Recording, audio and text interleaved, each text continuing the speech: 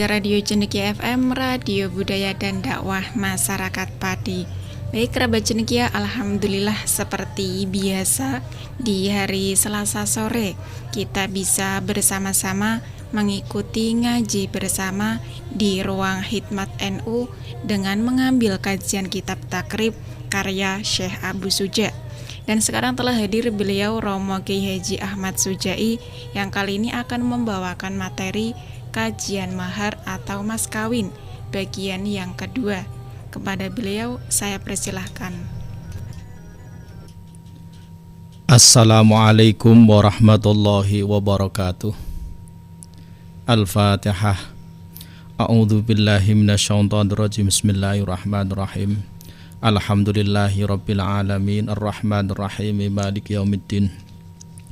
Iyyaka na'budu wa iyyaka nasta'in ihdinas siratal mustaqim siratal ladzina an'amta 'alaihim ghairil maghdubi 'alaihim waladdallin amin. Bismillahirrahmanirrahim. Alhamdulillahi rabbil alamin wa bihi nasta'inu ala umurid dunya waddin. Wassalatu wassalamu ala sayyidina Muhammadin wa alihi wa ashabihi ajma'in. Hadratal muhtaramin, para alim, para ulama, para kiai, para bini sepuh yang selalu kami takzimkan, kaum muslimin, muslimat, pendengar Radio Cendekia FM 103 MHz rahimakumullah. Alhamdulillah sudah sepantasnya kita memanjatkan puji dan syukur kehadirat Allah Subhanahu wa ta'ala atas limpahan taufik, hidayah, dan beberapa kenikmatan yang telah dianugerahkan kepada kita semuanya sehingga kita masih diberi kesempatan bisa bersua kembali untuk melanjutkan rutinan kajian kitab takrib yang secara rutin kita laksanakan setiap Selasa sore. Alhamdulillah pada kajian di Selasa sore yang lalu kita sudah membahas sebagian materi yang berkenaan tentang mahar atau mas kawin. Mahar atau mas kawin. Bahwa mahar atau mas kawin itu adalah sesuatu yang wajib, yang harus dibayarkan oleh seorang suami, wajib dibayarkan kepada si istri. Walaupun wajibnya di sini tidak termasuk salah satu dari rukun dan syarat akad nikah. Jadi kewajiban membayar mahar itu tidak termasuk rukun dan syarat nikah. Artinya bagaimana? Artinya seandainya ada seorang laki-laki menikahi seorang perempuan, syarat dan rukunnya sudah terpenuhi, maka akad nikahnya sah. Walaupun mungkin si laki-laki ini dia tidak membayar mahar. Tapi karena tidak membayar mahar atau mas kawin tersebut, si laki-laki tersebut berdosa karena dia tidak memberikan mahar kepada istrinya. Jadi sekali lagi mahar itu hukumnya adalah wajib, meskipun tidak termasuk syarat ataupun rukun akad nikah.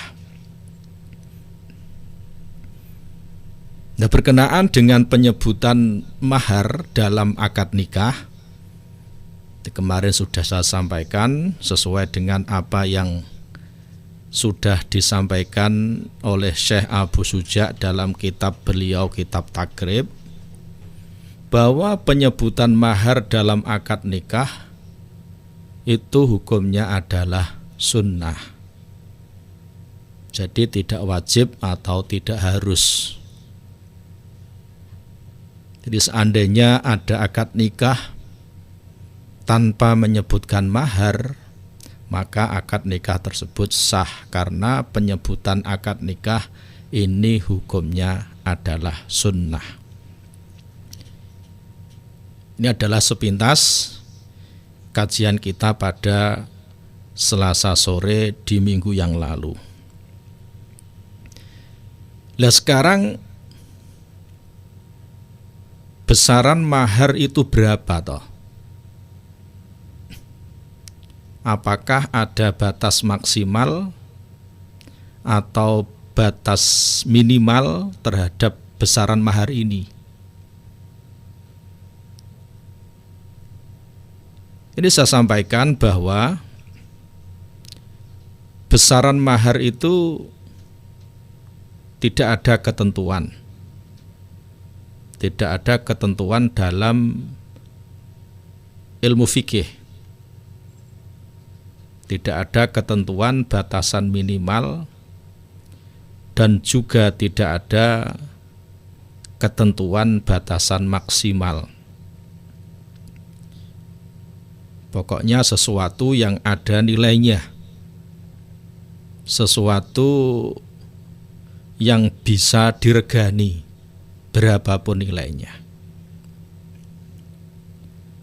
Akan tetapi para ulama memberikan batasan bahwa mahar itu kalau bisa sesuatu yang ada nilainya dan juga sesuatu tersebut bisa menjadikan si calon istri atau si istri ini menjadi terhargai, baik sedikit ataupun banyak.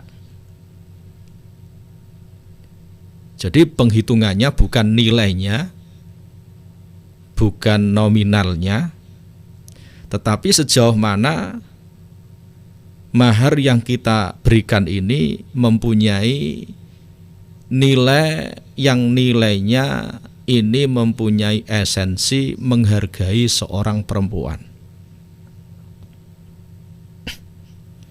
Lah mahar ini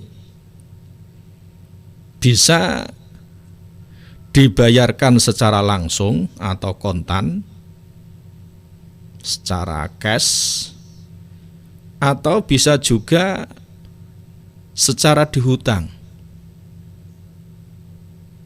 Lah mahar ini bisa juga berupa barang,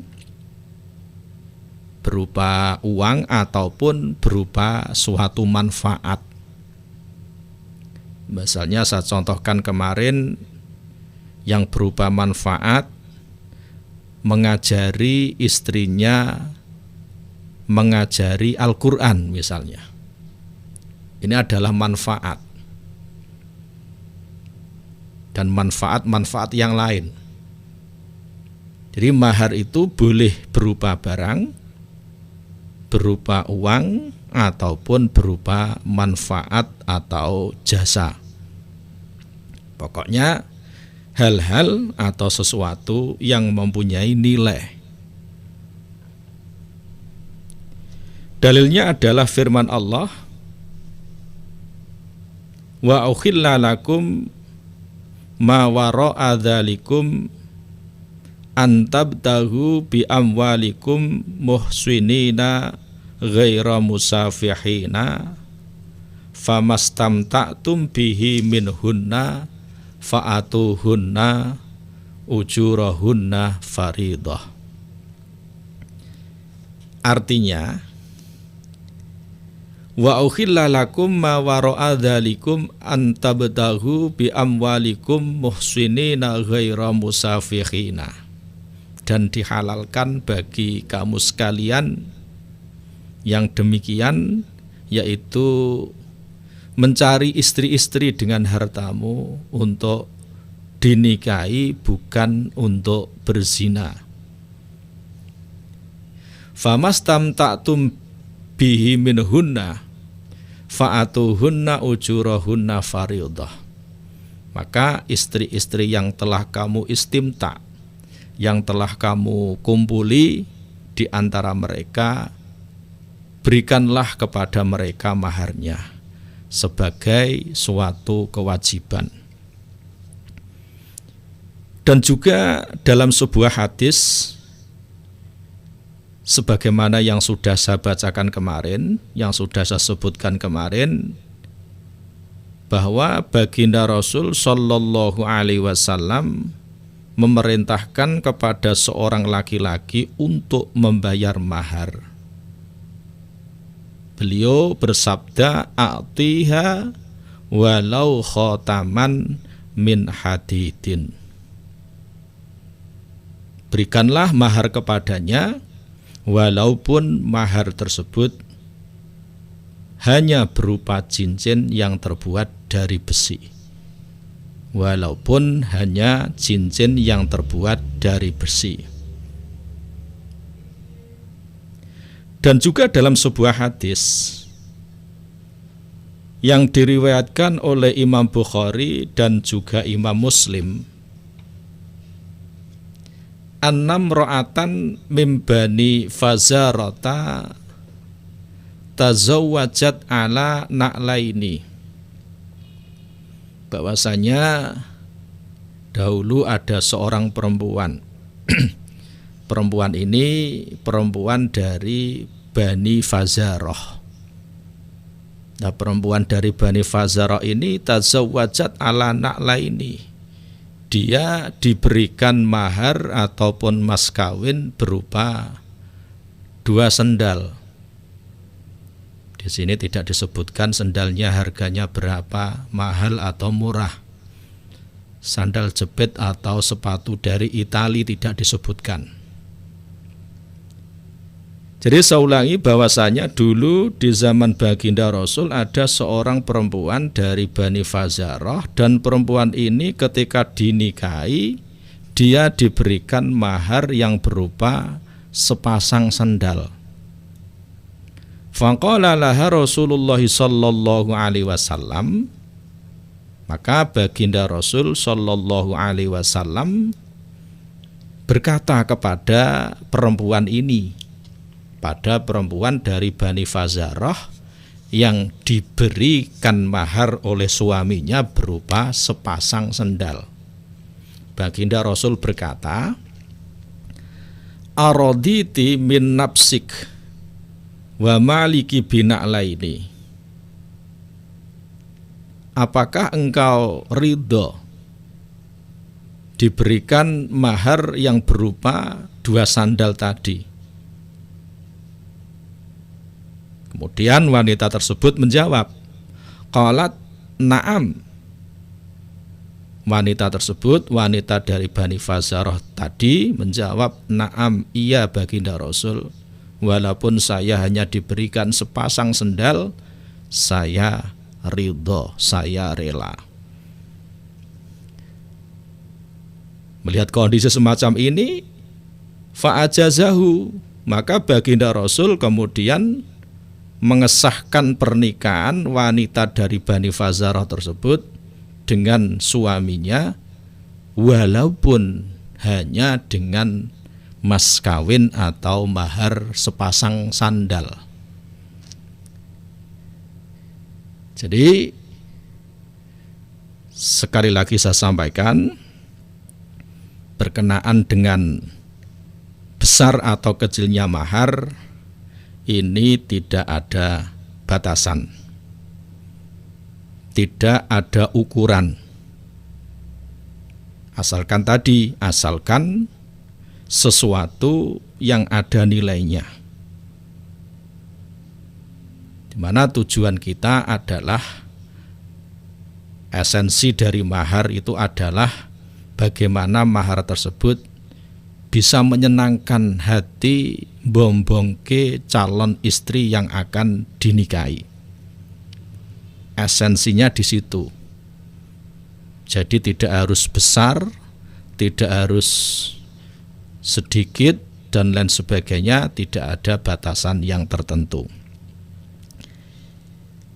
Akan tetapi walaupun tadi sudah saya sampaikan besar kecilnya mahar itu tidak ada batasannya, tetapi para fuqaha, para ulama ahli fikih mengatakan bahwa kalau bisa mahar itu jangan lebih sedikit dari 10 dirham. 10 dirham perak. Nah, 10 dirham perak itu kira-kira senilai atau seharga 30 gram perak. Senilai itu. Jadi nanti nilainya berapa 30 gram perak itu di masa itu. Dan juga tidak melebihi dari 500 dirham perak. 500 dirham perak itu kira-kira seharga 1.500 gram perak di zaman itu. Karena apa? Karena ini adalah besaran mahar yang diberikan oleh baginda Rasul Shallallahu Alaihi Wasallam kepada para istri-istri beliau, dan juga mahar putri-putri baginda Rasul yang diterima dari suami-suaminya. Dan perlu saya sampaikan bahwa bermahal-mahalan dalam mahar ini hukumnya adalah makruh. Makruh itu ringkasnya lebih baik ditinggalkan. Itu makruh. Jadi bermegah-megahan, bermahal-mahalan dalam mahar ini hukumnya adalah makruh. Sebaiknya ditinggalkan. Apalagi kalau ada unsur berbangga-banggaan, atau ada unsur pamer, ada unsur riya, biar dikatakan wah. Ini malah bisa jatuh pada hal-hal yang diharamkan. Bukan hanya makruh, tapi bisa jatuh pada hal yang diharamkan oleh agama. Karena ada unsur berbangga-banggaan dan ada unsur riya. Karena berbangga-banggaan itu adalah hal yang diharamkan oleh agama. Mahar atau mas kawin itu yang ideal ya tadi tidak terlalu sedikit dan juga tidak terlalu banyak. Kalau terlalu sedikit, ini ada kesan kita tidak menghargai perempuan. Ada kesan meremehkan perempuan. Ini kalau terlalu sedikit. Sebaliknya kalau terlalu banyak, ini bisa jatuh pada rasa berbangga-banggaan tadi. Jatuh pada biar wah. Atau ada unsur riya tadi. Ada unsur pamer. Terdapat sebuah keterangan yang diriwayatkan oleh Imam Tirmidzi dan yang lain dari sahabat Umar bin Khattab radhiyallahu taala anhu. Beliau berkata, la tughlu suduqan nisa, janganlah kamu bermahal-mahalan di dalam memberikan mas kawin atau mahar kepada perempuan.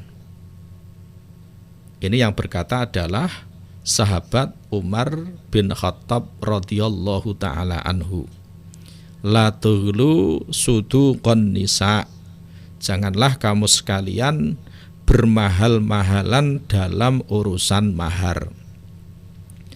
Fa innaha law kanat makramatan fid dunya au taqwan fil akhirati, karena sesungguhnya kalau seandainya bermahal-mahalan dalam membayar mahar atau mas kawin itu adalah suatu kehormatan di dunia, au taqwan fil akhirati, atau suatu perbuatan takwa di akhirat, kana aulakum bihan nabiyyu sallallahu alaihi wasallam.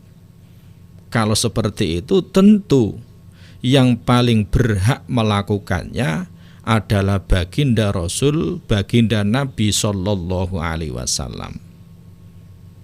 Padahal baginda Nabi ma asdaqa Rasulullah sallallahu alaihi wasallam imra'atan min nisaihi wala ustiqat imra'atun min banatihi aktsara min sintai asrota uqiyah.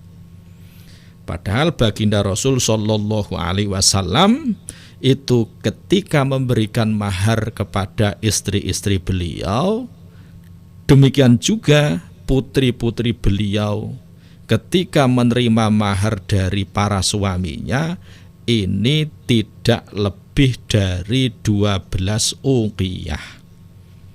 Lah 12 uqiyah ini itu tadi kira-kira 40 dirham atau kira-kira seharga 120 gram perak.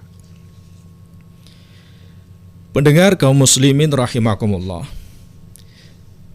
Sekarang apakah mahar itu harus kontan atau dibayarkan secara langsung, secara halan, atau boleh diutang? Dalam hal ini, agama tidak menyaratkan mahar itu harus dibayar secara kontan. Jadi tidak ada syarat mahar itu harus dibayarkan secara cash, secara kontan. Sebuah akad nikah sah walaupun maharnya itu dibayar menyusul atau dihutang, dibayar nanti, ini tetap sah. Tetapi yang lebih baik adalah dibayarkan secara langsung. Jadi boleh seandainya mahar itu dihutang atau dikredit juga boleh, dicicil. Maharnya 10 juta dicicil selama 1 tahun juga bisa.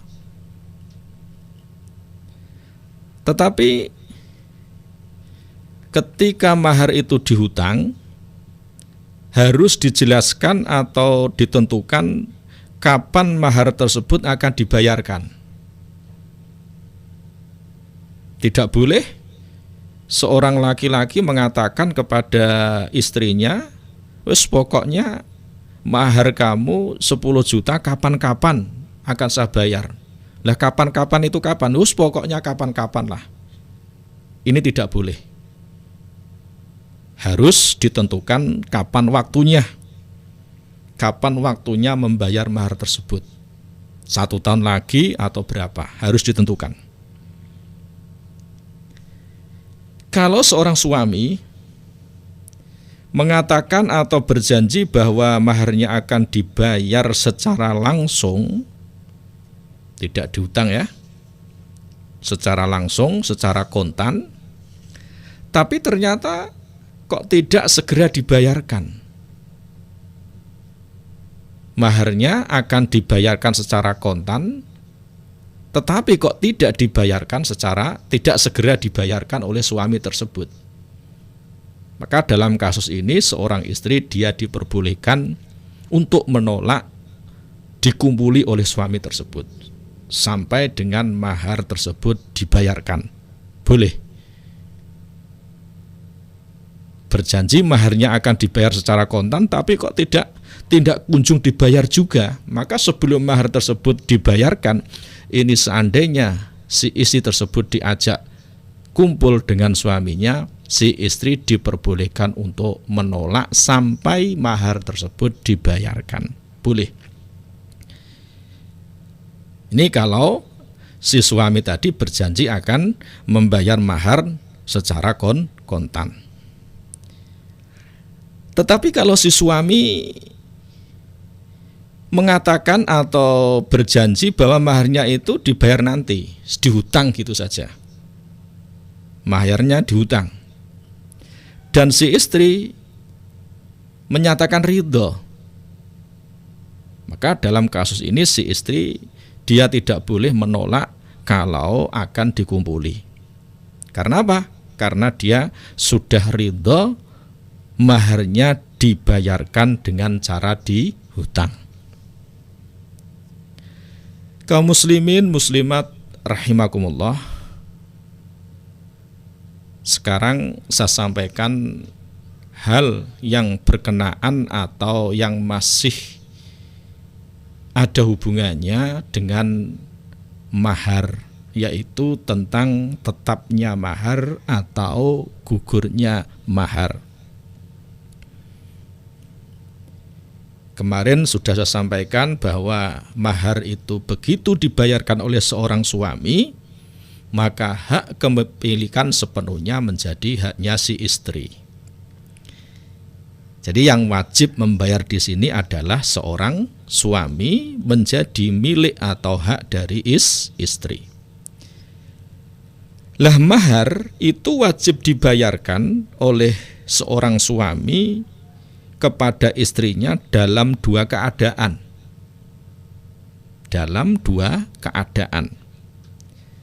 Yang pertama, jika suami tersebut telah menggauli istrinya. Kalau seorang suami sudah mengumpuli istrinya, maka suami wajib membayar keseluruhan mahar yang disanggupinya. Ini adalah sebagaimana yang disebutkan dalam Al-Quran dalam surat An-Nisa ayat 24. Allah Subhanahu wa ta'ala berfirman, sebagaimana yang sudah saya sampaikan tadi, famastamta'tum bihi minhunna fa'atuhunna ujurahunna fariidhah. Maka istri-istri yang telah kamu kumpuli di antara mereka, berikanlah kepada mereka mahar atau mas kawinnya secara sempurna sebagai suatu kewajiban.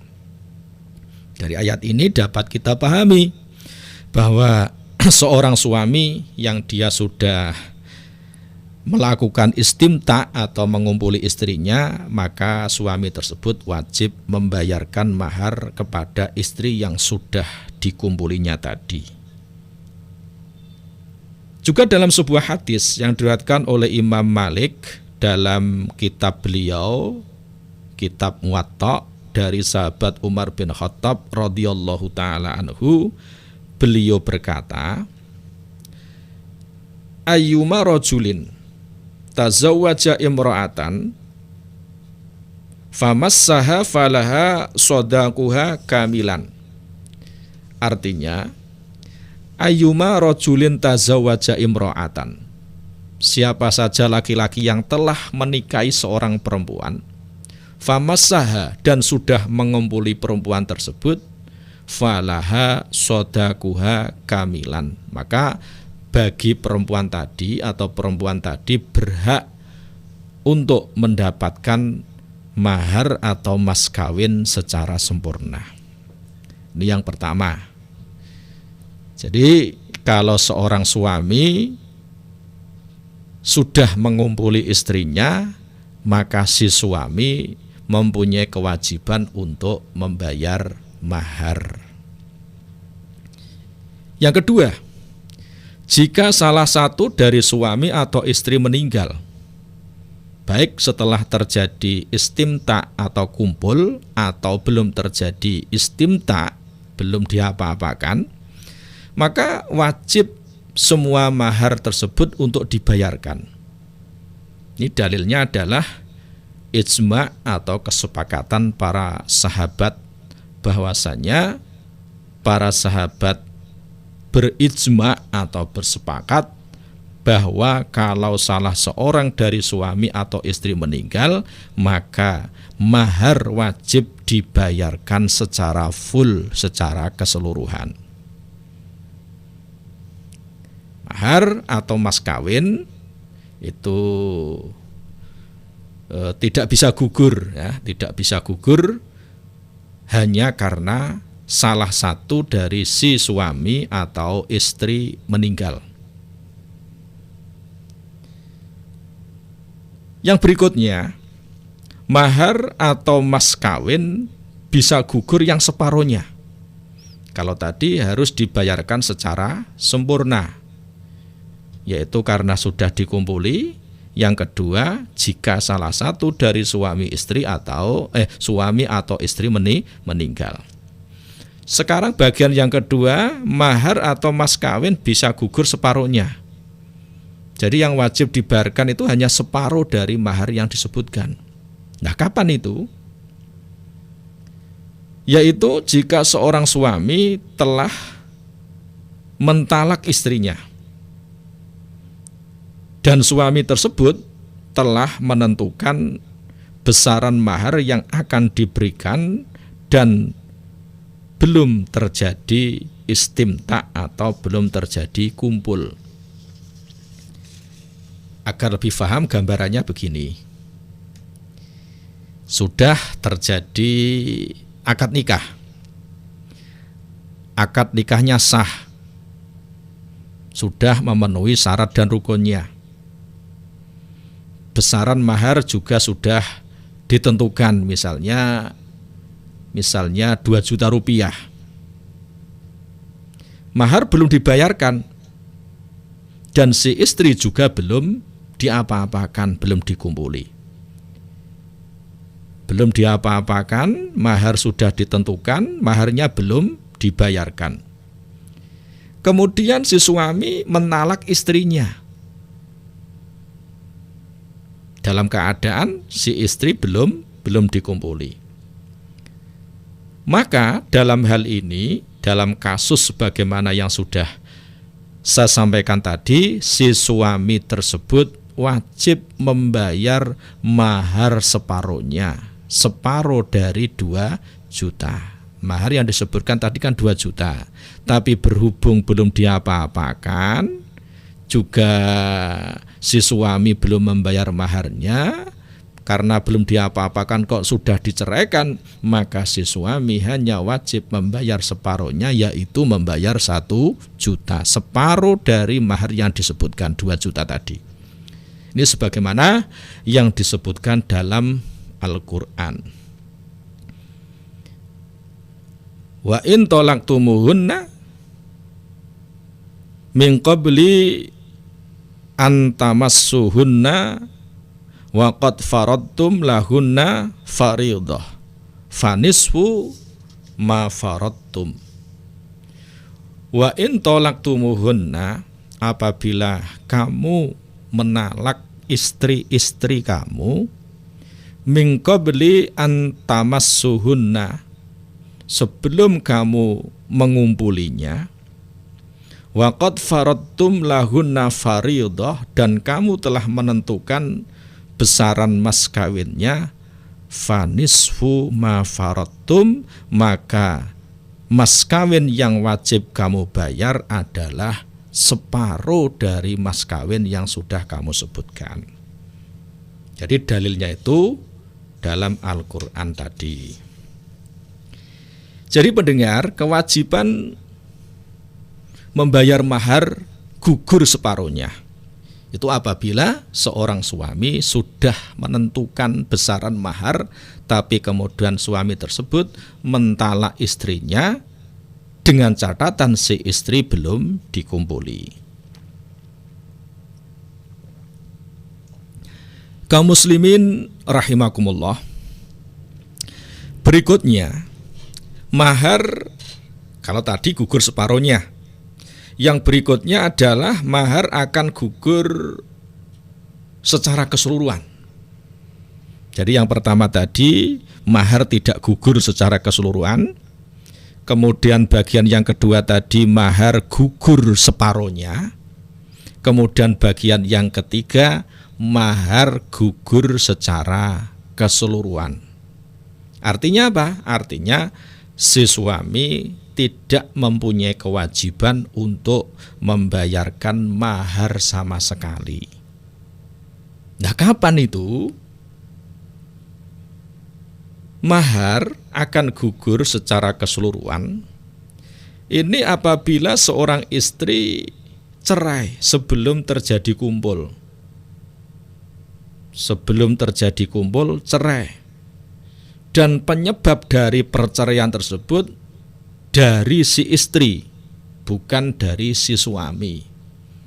Kalau yang separuhnya tadi penyebab perceraian dari si suami, kalau ini dari si istri. Misalnya begini, sepasang suami istri setelah menikah, tiba-tiba si istri murtad, keluar dari Islam.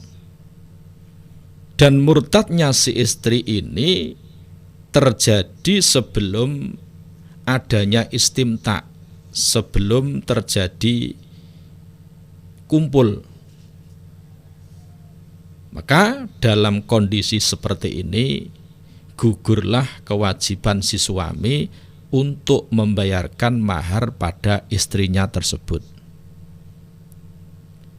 Karena akad nikah itu kalau salah satu dari suami atau istri kok murtad, maka akad nikah tersebut menjadi rusak, menjadi batal.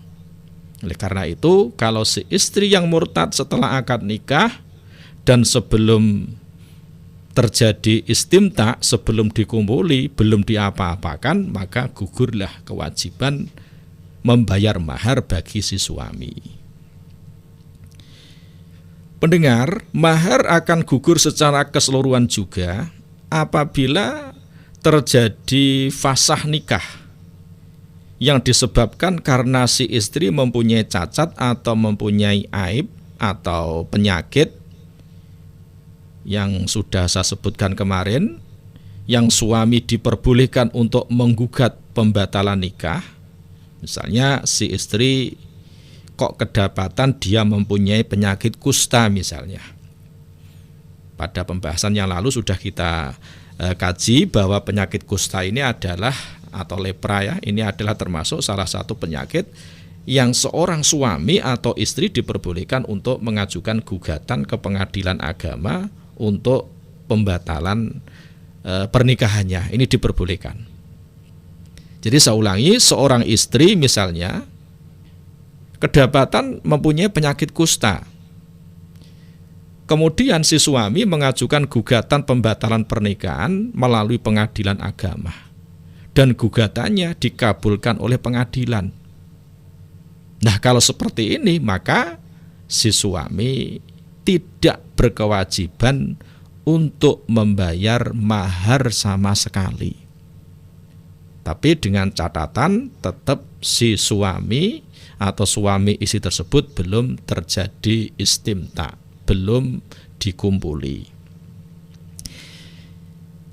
Kaum muslimin muslimat rahimakumullah, sekarang tentang mahar misil. Kemarin dalam mukaddimah sudah saya bacakan sebagaimana yang disebutkan oleh Syekh Abu Suja rahimahullah, wa wajaba mahrul misli bisalah sati asya, bahwasanya mahar misil itu wajib karena 3 hal. Ayyafridohul hakim, yang pertama karena mahar misil tersebut ditentukan oleh hakim. Yang kedua, au yafridohu zaujan, atau suami istri yang menentukan mahar misil tersebut. Au yadkhula biha, atau setelah terjadinya hubungan suami istri. Fayajibu mahrul misli, maka wajiblah atasnya berupa mahar misil. Sekarang mari kita kaji bersama tentang apa toh yang dimaksud dengan mahar misil itu, sebagaimana yang disinggung oleh Syekh Abu Suja rahimahullah.